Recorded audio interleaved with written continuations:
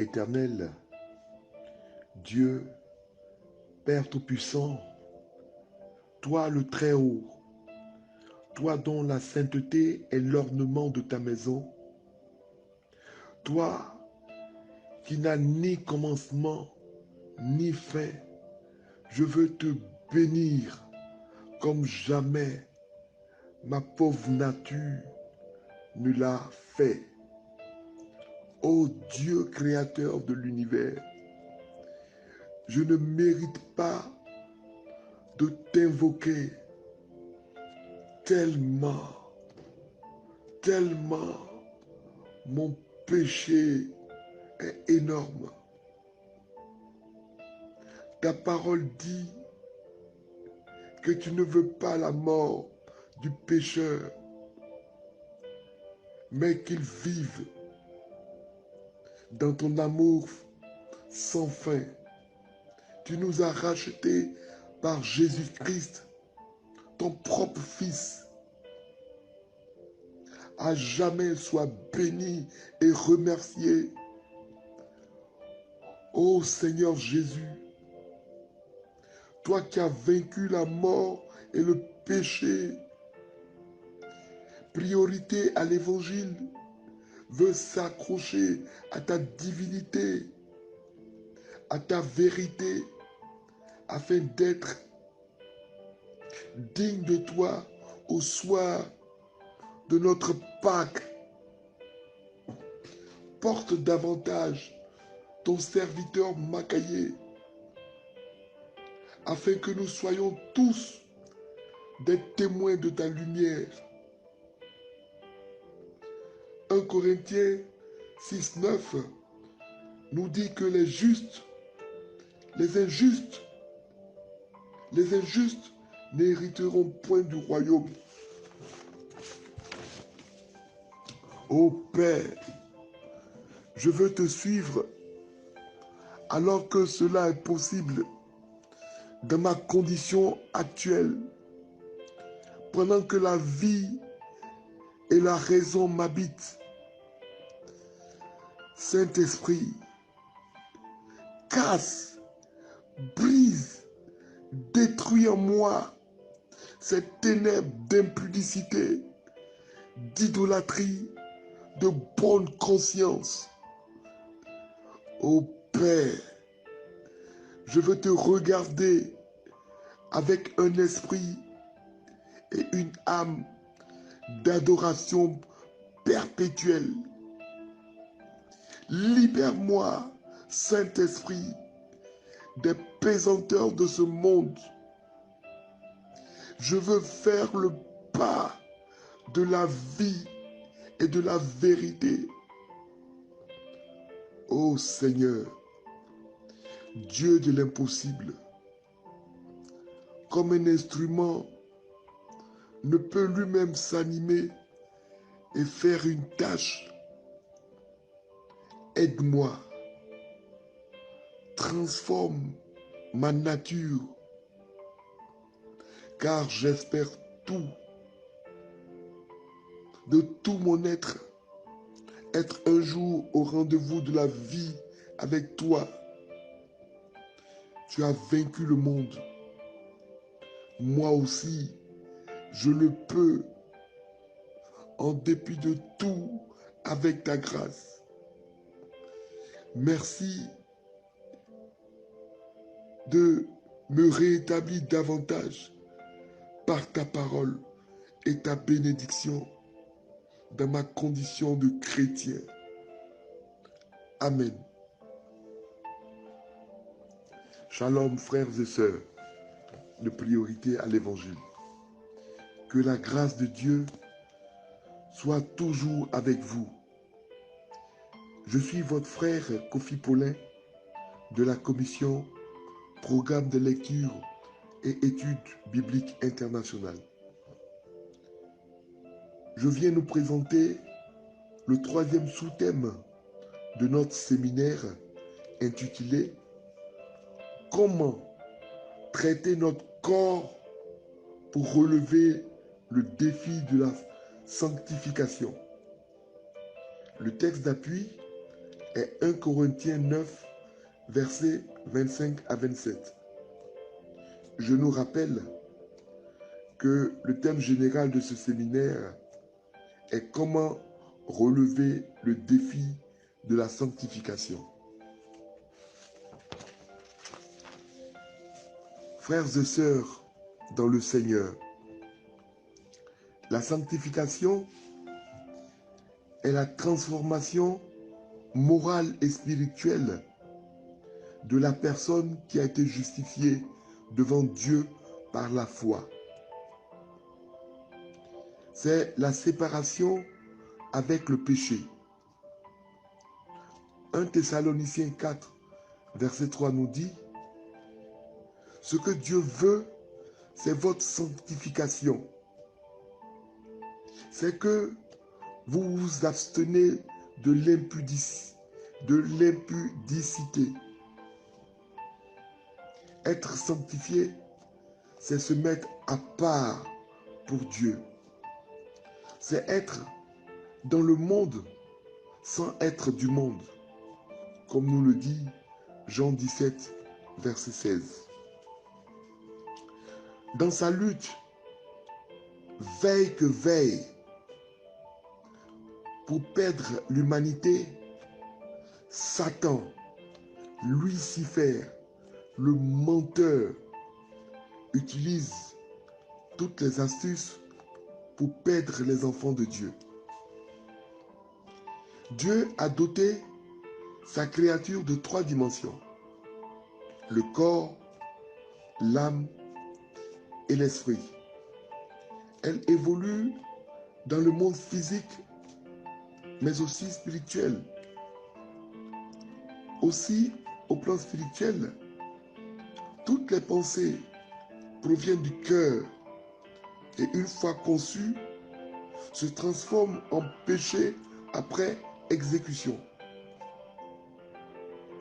En effet, c'est après avoir péché que Adam et Ève furent chassés du jardin d'Éden. Genèse 3, verset 33. Le Seigneur a horreur du péché, car il est saint. La non-soumission du corps, le manque d'abstinence est la porte ouverte aux convoitises de la chair, l'impudicité, l'homosexualité, l'infidélité, et j'en passe. La Bible dit dans 1 Corinthiens 10, verset 23, « Tout est permis, mais tout n'est pas utile. À quoi sert-il à l'homme de gagner le monde, de jouir des plaisirs du monde, s'il doit perdre un jour son âme? » Le Créateur est respectueux de la liberté de sa créature et en même temps l'interpelle à épouser la sagesse. Il dit dans Ecclésiaste 11, verset 9, « Jeune homme, tu peux te livrer à tous les plaisirs du monde, mais sache qu'un jour, le Seigneur t'appellera en jugement. » Le récit du riche et du pauvre Lazare, dans Luc 16, versets 19 à 31, nous enseigne que vanité des vanités, tout est vanité et poursuite du vent, comme le dit Ecclésiaste 1, verset 2. Frères, 1 Corinthiens 6, 9 nous interpelle en disant, « Ne savez-vous pas que les injustes n'hériteront point du royaume de Dieu? Ne vous y trompez pas, ni les impudiques, ni les idolâtres, ni les adultères,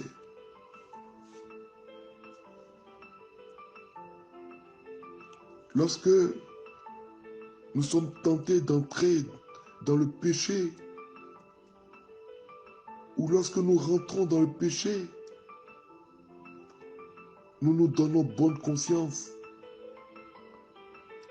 en invoquant la miséricorde de Dieu. Frère,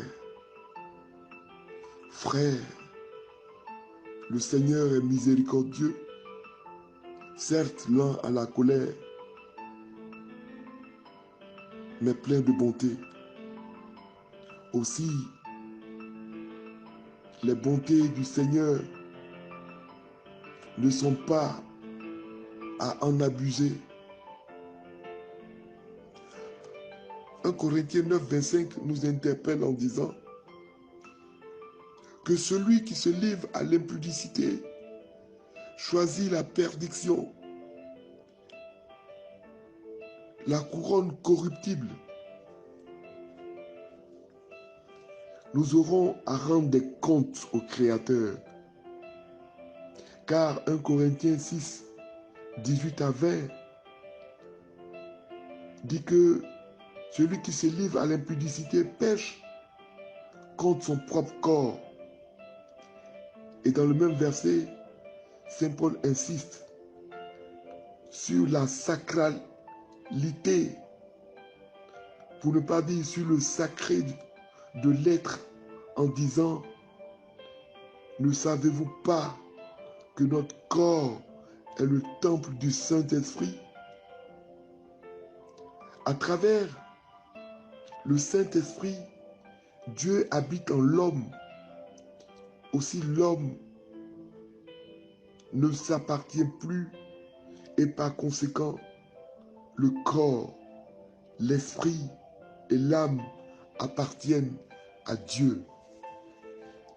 Frères et sœurs, nous avons été rachetés à un grand prix, comme nous le dit 2 Corinthiens 6, verset 20. Aussi, nous devons glorifier Dieu, l'honorer, le sanctifier à travers notre corps, notre âme, notre esprit, notre être entier. 1 Corinthiens 9, 25 à 27, notre verset d'appui, nous le recommande fortement. Je lis la parole de Dieu avec votre attention. Tous ceux qui combattent s'imposent toute espèce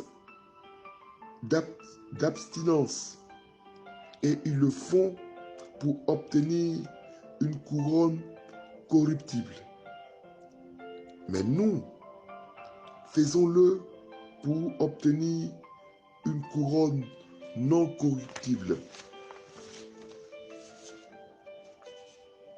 Moi donc, je cours, non pas comme à l'aventure, je frappe, non pas comme battant l'air, mais je traite durement mon corps et je le tiens assujetti, de peur d'être moi-même rejeté après avoir prêché aux autres. Pour Saint Paul, frère, le but de l'existence chrétienne est d'obtenir la couronne de vie,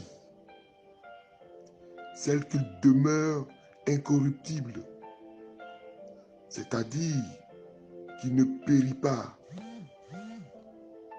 Pour cela, il se porte vers le haut en se débarrassant des pesanteurs du monde, notamment les faiblesses de la chair, car le Seigneur nous donne les moyens et les outils pour les dompter.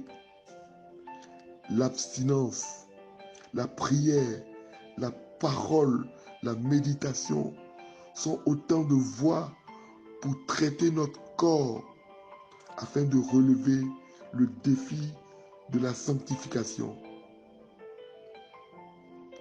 De même que les athlètes s'imposent toutes sortes d'abstinences pour remporter l'épreuve. Nous aussi, chrétiens, nous devons être prêts à renoncer au plaisir et au confort pour concentrer nos efforts sur le service de Dieu. Paul enseignait, écrivait, allait d'église en église pour évangéliser. Il n'avait pas de repos pour son corps. Nous devons nous aussi assujettir notre corps, c'est-à-dire maîtriser nos désirs coupables. Un chrétien non marié n'a pas le droit au rapport sexuel. Il faut renoncer à ses propres intérêts au profit de Dieu. C'est l'exemple de Paul qui pour servir Dieu ne s'est pas marié, n'a pas eu d'enfant, ne travaillait que pour Dieu. Bien-aimé, traiter son corps pour relever le défi de la sanctification est une attitude d'élévation, de dépassement. La Bible nous dit que nous devons être de vrais adorateurs qui adorons Dieu en esprit et en vérité, comme le dit Jean 4, verset 23. La Bible nous invite à rechercher avant tout le royaume des cieux et sa justice. Et tout nous sera donné. Ne vous inquiétez de rien. Ne vous inquiétez du lendemain. Ne nous inquiétons de rien. Parce que le Christ a tout payé. Parce que Dieu sait ce dont nous avons besoin. Prions. Dieu qui veut le bonheur de l'homme plus que l'homme ne le veut lui-même, je veux te bénir et te rendre grâce. Car, Père, tu m'invites à rechercher avant tout les choses d'en haut en mourant des pesanteurs de la chair. Je veux encore te rendre grâce, comme le psalmiste. Heureux tous ceux qui craignent Yahvé en marchant dans ses voies. Si tu retiens les fautes Yahvé, Seigneur, qui subsistera? Mais le pardon est près de toi pour que l'on demeure toujours dans ta crainte. J'espère Yahvé, j'espère de tout mon âme et j'attends sa parole. Mon âme attend le Seigneur, plus que les veilleurs l'aurore. Car près de Yahvé est la grâce, près de lui l'abondance du rachat. C'est lui qui rachètera Israël. Je dirais également, c'est lui qui fait grâce à chaque enfant de priorité à l'évangile. Si nous vivons, c'est pour toi que nous vivons, Seigneur. Amen. Bien-aimés, demain, vendredi 27 mai, nous aborderons le 4e sous-thème de la semaine intitulé « L'importance de régler nos fréquentations pour relever le défi de la sanctification ». Et le texte d'appui sera 1 Corinthiens 15, verset 33.